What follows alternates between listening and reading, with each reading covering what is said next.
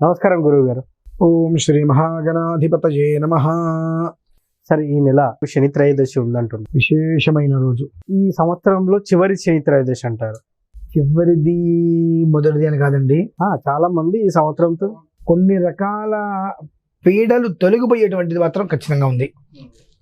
So ఈ శని త్రయోదశి రోజు ఏ రెమెడీ చేయాలి, ఏం చేయాలంటారు? స్వతహాగా శని అనగానే అదేదో పీడా పిశాచం అనుకుంటారండి జనాలు. ముందు ఆ భావంలోంచి బయటికి వస్తే ఏం చేసినా చేయకపోయినా నష్టం లేదు. అంటే కొన్ని మాటలు మనం మాట్లాడుతుంటాం. రామేశ్వరం వెళ్ళినా శనేశ్వరం తప్పలేదు అని చెప్పి. నేను ఏమన్నా అన్యాయం చేశాడు ఆయన? ఏమన్నా అన్యాయం చేశాడా? మరి ఎందుకు నిందించడం? శని పట్టుకున్నాడు వీడు అంటుంటాం.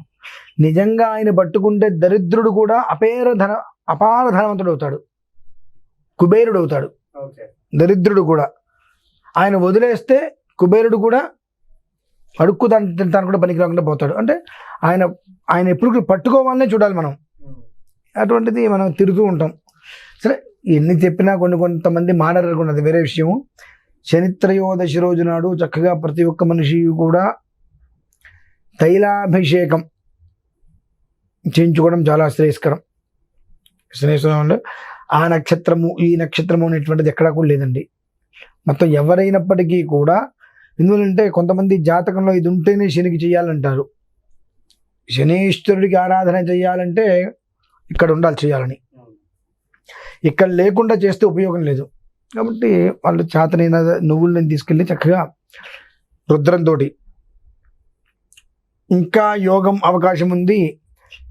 శమగ్నిరగ్నిభిస్కరచ్చన్నస్తపతు సూర్య శంభాతో వాత్వరప అపస్త్రిధ అనేటువంటి శని మంత్రం ఏదైతే ఉంటుందో ఆ శని మంత్రంతో, శనేశ్వర స్వామి వారి యొక్క మంత్రంతో రుద్ర సంపుటి చేసి అభిషేకం చేసుకోగలిగితే ఎన్నో రకాలైన గ్రహ బాధల నుంచి శాశ్వత విముక్తి. ఎందువల్ల తెలుసా అండి? దీని గురించి మనం ఒకసారి రామాయణంలో కూడా వెళ్ళాలి. అంటే ఇంద్రజిత్తు అంటే మేఘనాథుడు, రావణాసుడు యొక్క కుమారుడు జన్మించే టైంలో నవగ్రహాలందరినీ కూడా రావణాసురుడు బంధించేస్తాడు. ఎక్కడ ఎవరెవరు ఎలా ఉంటే చిరంజీవిత్వం వస్తుందో అలా అట్టి పెడతాడు మొత్తం అందరినీ. కానీ రావణాసురుడే ఇంత కర్కోటకుడు, అతని కొడుకు ఇంకెంత కర్కోటకుడు అవుతాడు, లోక కంటకుడు అవుతాడు అని చెప్పి దేవతలు అందరూ గజగజలాడిపోయారు. అందరూ కలిసి శనేశ్వర స్వామి వారిని ఇచ్చేశారు.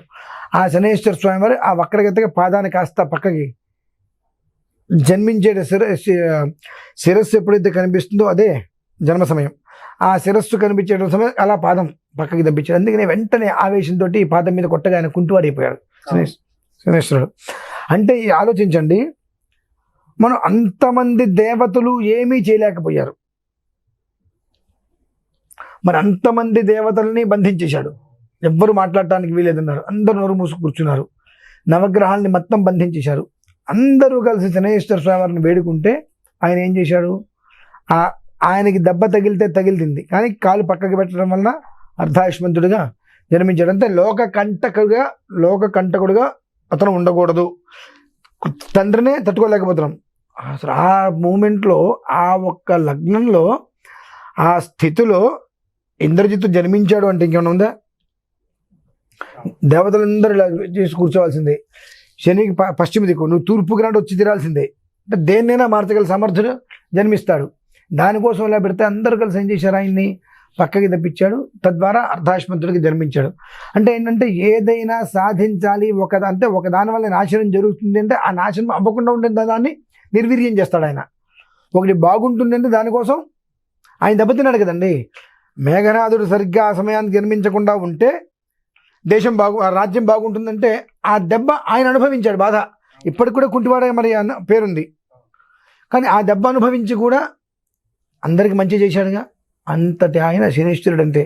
కానీ మనము మన ప్రారంధ కర్మల చేత శని అంటే పీడ అని, పిశాచమని, శని పట్టిందని మనం మాట్లాడుకుంటూ ఉంటాం. కాబట్టి చక్కగా ఏ మనస్సులో ఎలాంటిది లేకుండా చక్కగా నువ్వుల్ని తీసుకెళ్ళి శమగ్నిరగ్నిభిస్కరచ్చన్నస్తపతు సూర్య శంభాతో వాత్వరప అపస్త్రిధ అని స్వామివారి మీద లేదు. శన్నో దేవీరభిష్టయ ఆపో భవంతు పీతయే శన్యోరభిశ్రవంతునః శన్యరిష్టేతు సంప్రాప్తే శని పూజ అంచకారయేతు శని ధ్యానం ప్రవక్ష్యామి ప్రాణపీడోపశాంతయే. శ్లోకమో మంత్రమో ఏదో ఒకటి, ఏది రాలేదు. శనైశ్చరాయ నమః ఆయన తలుచుకుంటూ కుదిరిందా ఇద్దరు వెళ్తే దోషట్లో పోసుకొని వేయమనండి. బాటిల్ ఎత్తిపోయటం కాదు. ఎందువల్లనంటే దానం ఇవ్వాలంటే మనం ఇలానే ఇస్తున్నాం. నీళ్ళు తాగాలంటే దోషుడితో తాగుతున్నాం. పంపు దగ్గరికి వెళ్తే చేతులతో ఆయనకి పోసేటువంటిది ఏమవుతుందంటే మొత్తం అంతయు కూడా ఆయనకి వెళ్ళిపోయినట్టే. బాటిల్తో పోయటం కాదు, చేతితో శుభ్రంగా దోషటి నిండా పోసుకోవడం. క్షేమగ్ని అగ్ని చిన్న సూర్య అనుకుంటూ చక్కగా దోషటి ఎలా పడితే అక్కడ పోస్తూ ఉంటే ఆ వేల మించిగా చివరిగా అలా దోషం మించి ఆయన ధార పడుతూ ఆయన తడిపేస్తే తద్వారా శరీరంలో ఉండేటువంటి దోషాలు మొత్తం ఆయన తీసేసుకుంటాడు. ఏది లేకుండా శుచిర్భూతుని చేస్తాడు శనేశ్వర స్వామి వారు. తద్వారా ఏమవుతుంది అంటే ఎప్పుడైతే కనుక శనేశ్వర స్వామి వారి యొక్క అనుగ్రహం కలిగిందో ఆ దరిద్రానికన్నా ఎక్కువగా ధనం పట్టుకుంటుంది. కొంతమంది దరిద్రం పట్టింది అంటారు, ఆ దరిద్రానికన్నా ఎక్కువగా ధనం పట్టుకుంటుంది. మనం పట్టుకోవటం వేరు ధనాన్ని, అది మనల్ని పట్టుకోవటం వేరు. అది ఎప్పుడైతే మనల్ని పట్టుకుంటుందో కేర్ ఆఫ్ అంటే అతను మనం అందుకోలేమంటాం. అంతకుముందు కేర్ ఆఫ్ అంటే ఎక్కడ పడితే అక్కడ ఉంటాడంటాం. అలా వచ్చేది పట్టుకుంటుంది. పట్టుకోవాలంటే మనం చేసేటువంటి కొన్ని విధానాలు అది సవ్యమైన దిశలో కనుక వెళ్ళినట్లయితే ఖచ్చితమైన దాని యొక్క ప్రభావం కూడా అదే సవ్యంగా మన దగ్గరికి వస్తుంది. మనం అపసవ్యంగా చేసామనుకోండి ఫలితం కూడా యాంటీ క్లాక్గానే మన దగ్గరకు వస్తుంది అంతే. కాబట్టి ఖచ్చితంగా శనేశ్వర స్వామి వారికి అభిషేకం చేసుకోండి.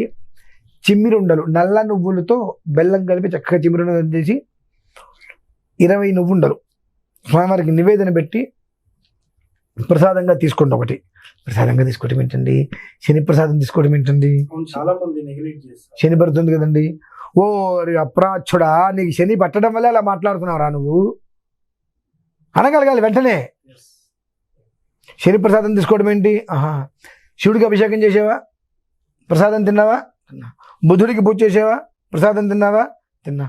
గురువుకి జపం చేసావా, ప్రసాదం తిన్నావా, తిన్నా. ఆంజనేయ స్వామికి పూజ చేసావా, ప్రసాదం తిన్నావా, తిన్నా. శనికి పూజ చేసావా, శనికి ప్రసాదం తినడం ఏంటండి. ఆయన నువ్వు ఎంతగా అంతరాని వాడిని చేస్తున్నావో నీ జీవితానికి అంత విలువ లేకుండా ఆయన చూస్తున్నాడు. ఇప్పుడు ఎవరైనా తిడితే ఉండమ్మ బొట్టు పెడతా అంటారు ఎవరైనా అంటారు కదండి. ఆయన లోకక్షేమంకరుడు, ప్రజా శ్రేయస్సునే కోరుతుంటాడు ఎప్పుడు కూడా. సమస్త భక్తులు కూడా ఎప్పుడు కూడా అన్ని రకాలైన సుఖ సంతోషాలు అనుభవిస్తూ ఉండాలని ఆయన కోరుకుంటాడు. అంటే నువ్వేం చేస్తున్నావు, ఆయనకు అర్చన చేస్తే చిచి అది ముట్టుకోకూడదు అంటున్నావు. ఆయన నిన్ను అంతే అనుకుంటాడు, బేబే నేను వాడిని ముట్టుకోకూడదు అనుకుంటాడు. చాలదా? కాబట్టి చక్కగా నువ్వు ఉండలు ప్రసాదంగా పెట్టి అది ప్రసాదం తీసుకోవాలి. తీసుకున్నప్పుడు ఇంకెందుకండి అర్చన చేయటం, ఆరాధన చేయటం. నేను ముట్టుకోను, మంచిది, శుభం. కానీ మనకు తెలియని విషయాలు చెప్పంటారా, ఈ నవగ్రహాలలోను శనేశ్వర ఆలయంలోను వీటిలోనూ కొట్టిన కొబ్బరి చెప్పులన్నీ కూడా చుట్టుపక్కల హోటల్లోకి వెళ్ళి అవే చట్నీ తీసి మన ప్రసాదం పెడుతూ ఉంటారు. అంటే ఈ ప్రసాదంగా వాళ్ళు తీసుకెళ్ళిపోయి చట్నీ చేసి పెడతారు. అక్కడికి వెళ్ళి ఆ చట్నీ 4 సార్లు వేయించుకొని మనం తింటుందాం. ఇది ఎవరు గమనించారు అసలు? ప్రతి షాపులో కూడా 100 కొబ్బరికాయలు కొట్టండి. కొబ్బరికాయ 30 రూపాయలు పెట్టి కొంటే ఉపయోగం, లాభం ఏంటి? కొబ్బరి చిప్పు రూపాయిన్నర, 2 రూపాయలు, 3 రూపాయలు కొనుక్కుంటారు దేవాలయాల్లో. పాటలు పాడతారు దానికి, వేలం పాట ఉంటుంది దానికి ఇంత అని చెప్పి. ఈ సంవత్సరంలో ఉన్న చిప్పలు మొత్తం మావి అని దానికి ఇంత అని పాడుకుంటారు. ఆ చెప్పకి రూపాయి, 2 రూపాయలు, 3 రూపాయలు వచ్చిన ఇన్ని చెప్పులు వస్తే మొత్తం కూడా వాళ్ళు మొత్తం చేసుకొని ఆ చట్నీ, ఆ కొబ్బరితోటి ప్రసాద్ చట్నీ చేస్తుంటారు. అది మాత్రం 4 సార్లు మనం తింటాం. అంటే అన్ని 10 రకాలు కలుస్తాయి కాబట్టి.